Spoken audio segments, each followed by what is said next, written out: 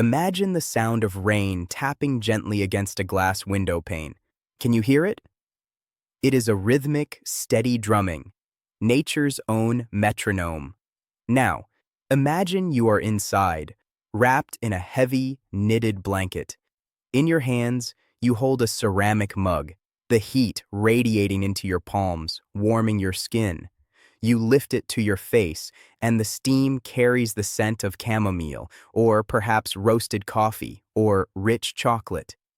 In this specific moment, there is no deadline. There is no rush. There is no anxiety about the future or regret about the past. There is only now.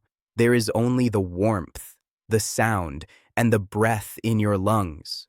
This feeling, this fleeting, fragile sensation of peace is what we are here to discuss today. Welcome to English Flow. I am your guide, your mentor, and your partner in this journey. We are not here to memorize lists today. We are here to capture a feeling. We are here to learn how to use the English language to build a container for your happiness. We are exploring the art of finding happiness, simple joys, and being thankful. You see, language is often treated as a tool for business, for negotiation, for survival. But English is also a paintbrush. It is the medium through which we paint our gratitude. If you cannot describe your joy, do you fully feel it? If you cannot articulate your thanks, is the cycle of gratitude truly complete? Today, we slow down. We turn off the noise of the outside world. We are going to explore the vocabulary of the soul. We will look at why simple joys are the foundation of fluency and how gratitude can actually change the rhythm of your speech. So, settle in. Let your shoulders drop. Unclench your jaw. Let us begin to flow.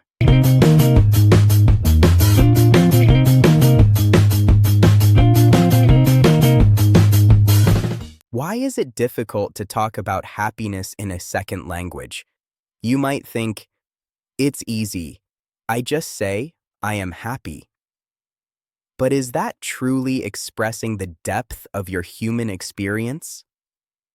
In my years of mentoring students from every corner of the globe, I have noticed a fascinating, yet somewhat sad, pattern. Students can debate politics in English. They can negotiate complex business contracts, but ask them to describe a beautiful sunset or a moment of kindness, and they freeze. They stumble. Let's analyze the 5 mental blocks, the psychological walls that stop you from expressing joy. Block number 1, the vulnerability paradox. To express happiness is to be vulnerable. When you say, "This flower makes me weep with joy," you are opening your chest and showing your heart. In a second language, you already feel armored, protected by grammar rules. To speak of simple joys requires you to take off that armor. It feels dangerous. It feels naked. Block number 2, the vocabulary gap. Most textbooks fail you here. They teach you happy, sad, angry. They do not teach you contented, blissful, gratified, or overjoyed. You have complex emotions, but you only have primary colors to paint them with. You want to paint a sunset, but you only have a red crayon. This gap creates frustration, not happiness. Block number 3, the fear of triviality. Many high-achieving students feel that talking about small things is a waste of time. You want to talk about the economy. You want to talk about philosophy. But true fluency is found in the small things. The ability to describe the texture of a piece of bread is a higher level of mastery than discussing the stock market. You fear sounding simple, so you avoid the simple joys. Block number 4, cultural cynicism. In some cultures, and indeed in some parts of the English-speaking world, Extreme happiness is viewed with suspicion. We are taught to be cool, to be detached. To be openly thankful can seem cheesy or too much. You worry that if you express too much gratitude, you will sound fake. Block number 5. The jinx effect. This is a deep superstition. Some learners feel that if they acknowledge how good their English is or how good their life is, they will lose it. They stay silent about their blessings to protect them. But English thrives on expression. We must dismantle these blocks. We must realize that your joy is valid and your words are the vehicle for that joy. Let us take a lantern and walk back into the dark caves of history to the origins of the words we use so casually. Understanding the why helps us remember the how. Consider the word thank. It is a strong, short word. But did you know it shares a root with the word think? In Old English, thansian, to give thanks, and thencan, to think, are intertwined. To thank someone is to think of them. To be grateful is to be mindful. You cannot be thankful without first thinking, without acknowledging the existence and the effort of the other person. Therefore, gratitude is not just a polite noise you make. It is a cognitive act of recognition. When you say thank you, you are saying, I think of what you have done. Now, let us look at happy. This word comes from the Middle English word hap, which means luck or chance. It is the same root found in happen, haphazard, and hapless. Historically, happiness was seen as something that fell upon you by luck. It was a cosmic accident. If you had good hap, you were happy. But notice how the language has evolved. We no longer treat happiness purely as luck. We treat it as a state of being we can cultivate. However, the ghost of luck remains. It reminds us that joy is often a gift, a surprise, something to be caught and held before it flies away. And finally, the word joy. This comes from the Old French joie, originating from the Latin gaudia. It is softer than happy. It is more internal. Happiness might be about a new car, lucky hap. Joy is about the feeling of the sun on your face. Joy is spiritual. When we speak English, we are carrying these ancient torches. We are balancing thinking, gratitude, with luck, happiness. When you understand this, you stop rushing through the words. You realize that saying thank you is a meditation. Now, we move from the abstract to the concrete. How do we build this house of happiness? We need bricks. We need structures. Here are the first 3 pillars of expressing simple joys. Concept 1. Savoring the moment. Happiness in English is often described as a substance that we consume or absorb. We don't just see a happy moment, we eat it, we drink it, we let it enter our skin. Example 1. I'm just soaking up the sunshine. Metaphor, the sun is a liquid, you are a sponge. Example 2. I want to savor this victory. Metaphor, the victory is a delicious meal, eat it slowly. Example 3. Let's just bask in the moment. To bask is to lie in warmth, like a lizard on a rock. It implies doing absolutely nothing but feeling good. Example 4. I'm drinking in the view. Your eyes are a mouth, the beauty is water. Example 5. She was immersed in her book. Happiness as being underwater, completely surrounded. Concept 2. The vocabulary of serenity. Often we confuse excitement with happiness, but true happiness is often quiet. It is calm. We need low energy, high positivity words. Example 1. Content. Pronounced content. This means you want nothing more. You are full. I am perfectly content with a quiet evening. Example 2. Tranquil. This describes a peace that cannot be disturbed. The lake was absolutely tranquil this morning. Example 3. Serene. A majestic, dignified calmness. She has a serene smile. Example 4. At ease. The opposite of anxious. Finally, my mind is at ease. Example 5. Mellow. Soft, ripe, relaxed. I'm feeling very mellow after that jazz concert. Concept 3. Expressing gratitude beyond thanks. Thanks is transactional. Thanks is for the cashier. For deep gratitude, we need structure. Example 1. I can't express how much this means to me. Admitting language fails you is a powerful way to use language. Example 2. I am deeply indebted to you. Formal, suggesting a debt of the heart. Example 3.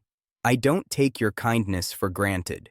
This means I know this is special. I know this is not normal. Example 4. You made my day. A classic idiom. You took a bad 24 hours and made them good. Example 5. It's the little things that count. A phrase used to appreciate small gestures. We continue our construction. We have the foundation. Now let us add the decoration, the color, and the flair. Concept 4. Idioms of elevation. English speakers love to describe happiness as being up. Sadness is down. I'm feeling down. Happiness is defying gravity. Example 1. On cloud 9. You are so happy you are floating in the sky. Example 2. Walking on air. Your feet are not touching the dirty ground. Example 3. Over the moon. You jumped so high with joy you cleared the moon. Example 4. Top of the world. You have conquered the mountain. Example 5. In seventh heaven. A state of supreme bliss. Concept 5. The grammar of hypothetical joy. Sometimes, happiness is about what would happen. We use conditionals to be polite and to express anticipated joy. Example 1. I would be thrilled if you could join us. Hypothetical future happiness. Example 2. It would mean the world to me. Assigning massive value to a small action. Example 3. I couldn't be happier. This is a negative structure to create a positive superlative. It means maximum happiness has been reached. Example 4. I've been looking forward to this. Present perfect continuous. The joy started in the past and is still happening now. Example 5. There's nothing I'd like more. Comparing this choice to all other choices, and this one wins. Concept 6. Finding the silver lining. Part of being happy is reframing the bad. This is the language of optimism. Example 1. Every cloud has a silver lining. The bad situation has a bright edge. Example 2. Look on the bright side. A directive to change perspective. Example 3. It could be worse. Gratitude by comparison. Example 4. At least? The bridge to gratitude. It's raining, but at least the garden will grow. Example 5. Blessing in disguise. Something that looked bad but was actually good. Let's look at 3 students. These are stories based on real struggles, woven into narrative to help you see yourself. Case Study 1. The executive, Elena. Elena was a CFO, high power, high stress. Her English was C2 level, perfect grammar, massive vocabulary, but she sounded like a robot. She came to me and said, I cannot connect with my team. We realized she never used soft words. She only used efficient, productive, result. We introduced the vocabulary of gratitude. Instead of saying, report received, she learned to say, I really appreciate the effort you put into this detail. Instead of project finished, She said, "I'm thrilled with how we pulled this together." The result? Her team started working harder. Why? Because Elena sounded human. She used the language of happiness to build a bridge. Case Study 2. The Cynic, Kenji. Kenji was a university student who thought English idioms were silly. He refused to say "over the moon." He thought it sounded childish. He stuck to "I am happy." But Kenji wanted to date. He met a girl who spoke English. On their third date, she gave him a gift. He said, "I am happy." She looked disappointed. Kenji realized his words were too small for his feelings. He came back to the podcast. He learned to say, "I'm touched. This really means a lot to me." The next time he saw her, he didn't just communicate information, he communicated emotion. The relationship blossomed because the language blossomed. Case Study 3. The Perfectionist, Maria. Maria was obsessed with not making mistakes. She would never say she was ecstatic because she was afraid of mispronouncing it. She lived in fear. We worked on simple joys. We focused on short, easy phrases. "This tea is lovely." "What a nice day." "I enjoy this." By lowering the bar, by focusing on small happiness, her anxiety dropped. When her anxiety dropped, her fluency skyrocketed. By focusing on the content of happiness, she forgot to be afraid of the form of grammar.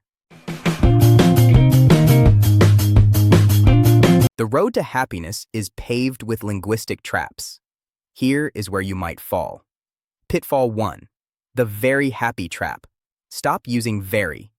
Very happy. Very good. Very nice. It is weak. It is diluted water. Fix. Use strong adjectives. Instead of very happy, use elated. Instead of very nice, use delightful. Pitfall 2. The sarcasm risk. In English, intonation is everything. If you say thanks a lot with a flat voice and a drop at the end, it sounds sarcastic. It sounds like you hate the person. Fix. You must raise your pitch. Thanks a lot. Go up on the stress. Your melody proves your sincerity. Pitfall 3. Confusing fun and funny. This is the classic mistake. The party was funny. No. A clown is funny. A joke is funny. A party is fun. If you say your friend's wedding was funny, you are insulting them. You are saying it was a joke. Fix. The wedding was such fun. It was a joyous occasion. Pitfall 4. Over-apologizing. Many students say sorry when they mean thank you. Someone holds the door. You say sorry. Why? You are not apologizing for existing. Fix. Replace sorry with thank you. Don't say sorry for being late. Say thank you for waiting for me. This shifts the mindset from guilt to gratitude. Listen to me closely. Happiness is not something you find at the end of a textbook. It is not a certificate you receive when you pass an exam. Happiness is a skill. And language, this beautiful, messy, complex English language, is the tool you use to carve that skill out of the stone of reality. When you learn to say, "I am grateful," you are not just practicing grammar. You are teaching your brain to scan the world for good things. You are training your eyes to see the silver linings. You have a voice. It is unique. It is yours. Do not let fear silence your joy. Do not let the struggle of conjugation steal the thrill of communication. If you can understand me right now, you have succeeded. You are connecting with another human mind across time and space. Is that not a miracle? Is that not a simple joy worth celebrating? So, go out there. Find the small things, the perfect cup of coffee, the smile of a stranger, the song of a bird, and name them. Give them words. Claim them with your English. You are a painter. The world is your canvas. Your words are your colors. Paint a masterpiece of joy. We have traveled far today, my friends. We have explored the caves of history, the peaks of idioms, and the quiet gardens of gratitude. Take these words, serene, grateful, elated, bliss, and put them in your pocket. Carry them with you this week. Use them. Even if you just whisper them to yourself. This has been English Flow. I am honored that you chose to spend your time with me. Until we speak again, keep the flow moving, keep your heart open, and never stop looking for the silver lining.